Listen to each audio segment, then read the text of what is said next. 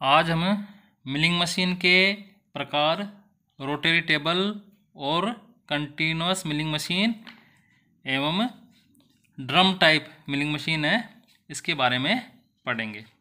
तो पहले हम पढ़ते हैं रोटरी टेबल और कंटिन्यूअस मिलिंग मशीन।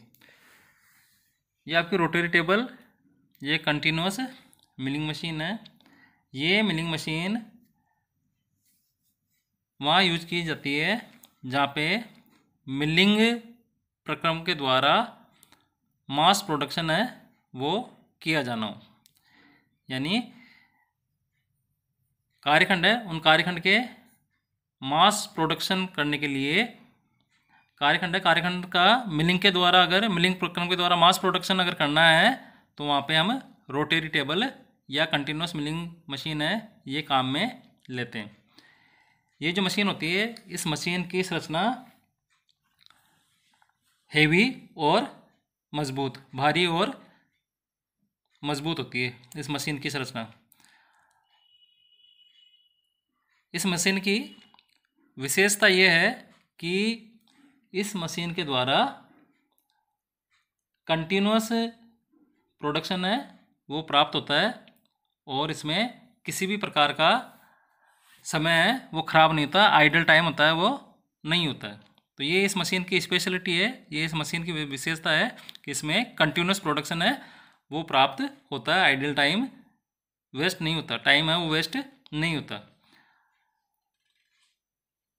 प्रैक्टिकली ये देखा गया है कि ये जो मशीन है ये प्लेनो मिल है या प्लेनर टाइप मिलिंग मशीन है, उस मशीन से 3 गुना ज़्यादा प्रोडक्शन देती है और साथ ही साथ जगह है वो जगह भी कम घेरती है। प्लेनर टाइप मिलिंग मशीन होती है, उसमें हेवी बेस होता है, बेस में फिर 2 वर्टिकल कॉलम होते हैं, फिर उसमें क्रॉस रेल होती है। तो इस प्रकार उसकी संरचना काफ़ी हेवी होती है और साथ ही साथ वो जगह भी ज़्यादा घेरती है। जबकि रोटरी टेबल या कंटिन्यूअस मिलिंग मशीन है, इसका प्रोडक्शन तो प्लेनर टाइप मिलिंग मशीन है उससे 3 गुना ज़्यादा है, जबकि ये फ्लोर स्पेस है या जगह है वो कम घेरती है। तो अब हम इस मशीन के बारे में पढ़ते हैं कि ये किस प्रकार से कार्य करती है। तो रोटरी टेबल मिलिंग मशीन है, इसकी सिंपल डिजाइन है वो इस चित्र में दिखाई गई है। इसमें एक हेवी बेस होता है, ये देखिए बेस है, भारी बेस है जो कि मशीन के सभी भागों को सहारा प्रदान कर रहा है, इसलिए इसको मजबूत और हेवी होना चाहिए। तो पहले इसमें हो गया हेवी बेस, साथ साथ इसमें दूसरा है एक मजबूत कॉलम। ठीक है, तो ये हेवी बेस होता है, इस बेस के साथ ही क्या जुड़ा हुआ है आपका मजबूत कॉलम है वो जुड़ा हुआ है। तो पहले हेवी बेस हो गया, दूसरा स्टर्डी वर्टिकल कॉलम हो गया। अब ये कॉलम है, इस कॉलम में, कॉलम के फ्रंट में वर्टिकल वेज बने हुए हैं, एक भी ये हो गया, दूसरा वे ये इधर हो गया। तो 2 वर्टिकल वेज बने हुए हैं, इन दोनों वर्टिकल वेज में क्या लगा हुआ है, स्पिंडल कैरियर, स्पिंडल कैरियर। तो पहले आपका हेवी बेस हो गया, बेस के साथ ही जुड़ा हुआ वर्टिकल कॉलम हो गया और वर्टिकल कॉलम में हो गया स्पिंडल कैरियर।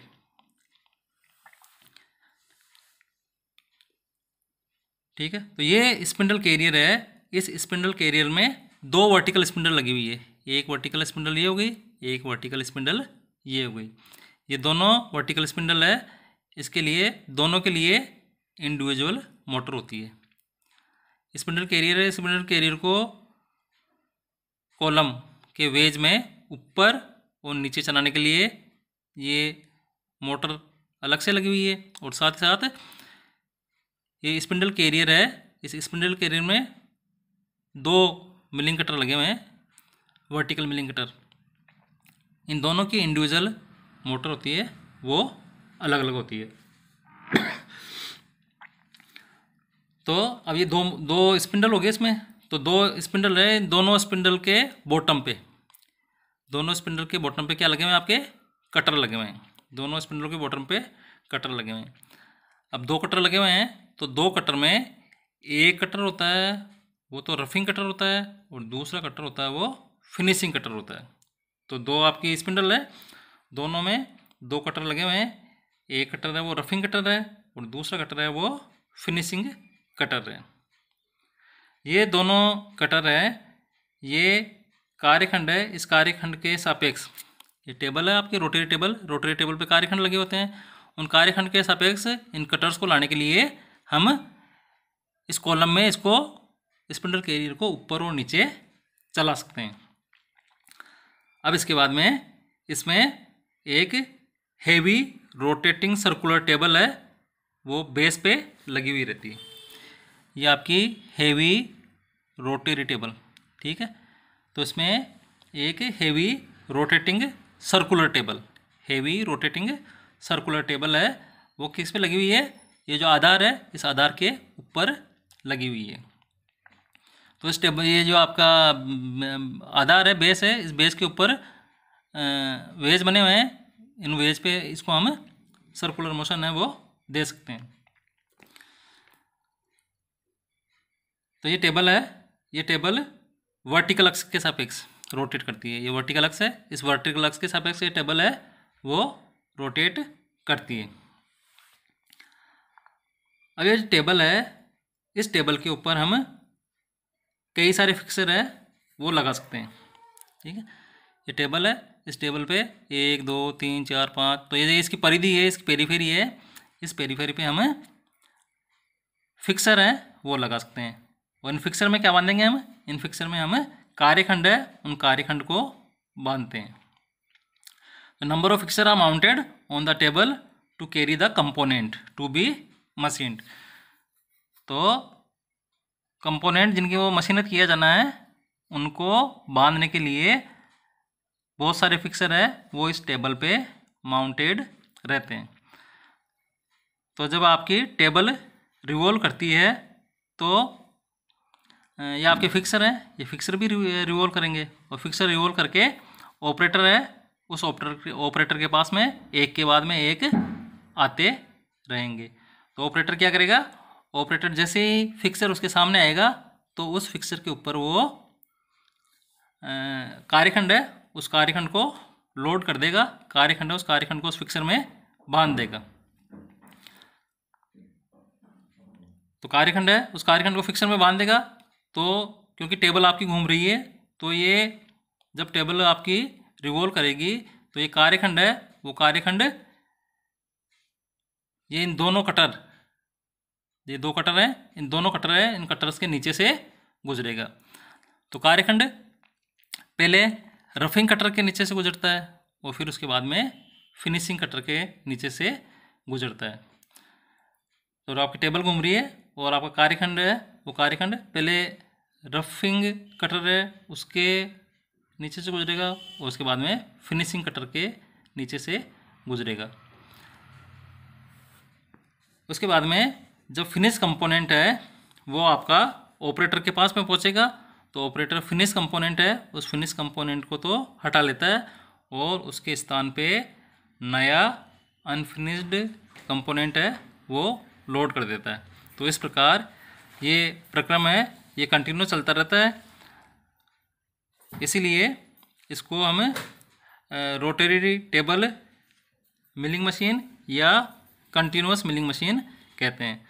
तो पहले रफिंग कटर के पास आ रहा कार्यखंड, फिर उसके बाद फिनिशिंग कटर के पास आ रहा है। तो इस प्रकार ये प्रक्रम कंटिन्यूअस जारी रहता है, इसलिए इसमें किसी भी प्रकार का आइडियल टाइम है वो नहीं होता है। मशीन है उस मशीन को हम बिना रोके ये प्रक्रम है वो करते रहते हैं। तो ये आपका हो गया रोटरी टेबल या कंटिन्यूअस मिलिंग मशीन। अब नेक्स्ट आपकी ड्रम टाइप मिलिंग मशीन।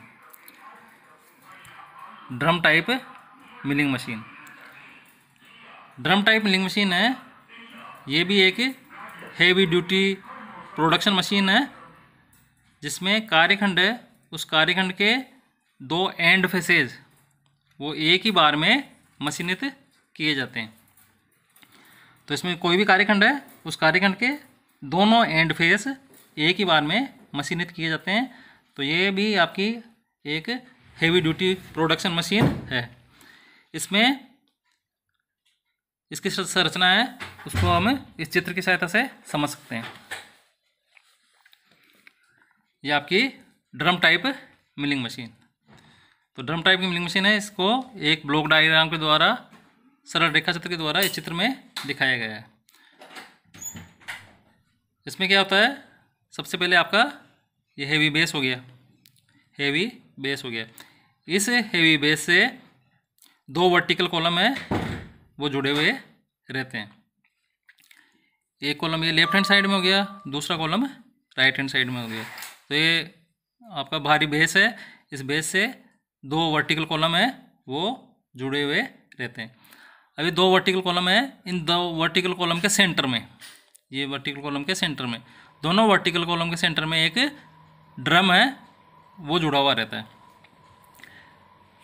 तो एक हेवी ड्रम है वो दोनों वर्टिकल कॉलम है, इन वर्टिकल कॉलम के बीच में माउंटेड रहता है, जो कि रोटेट करता है कंटिन्यूसली। हॉरिजॉन्टल एक्सिस है और हॉरिजॉन्टल एक्सिस के सापेक्ष रोटेट करता है।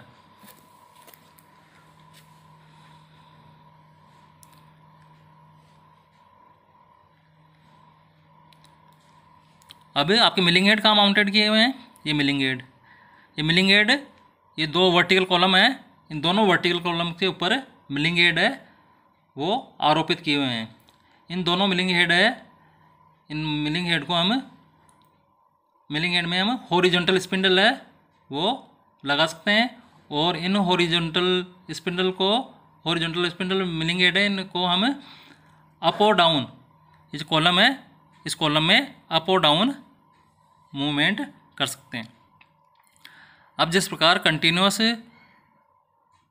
मिलिंग मशीन या रोटरी मिलिंग मशीन जो हमने अभी पहले पढ़ी है, उसमें एक रफिंग कटर होता है और एक फिनिशिंग कटर होता है। उसकी बजाय इसमें दो रफिंग कटर होते हैं और दो फिनिशिंग कटर होते हैं।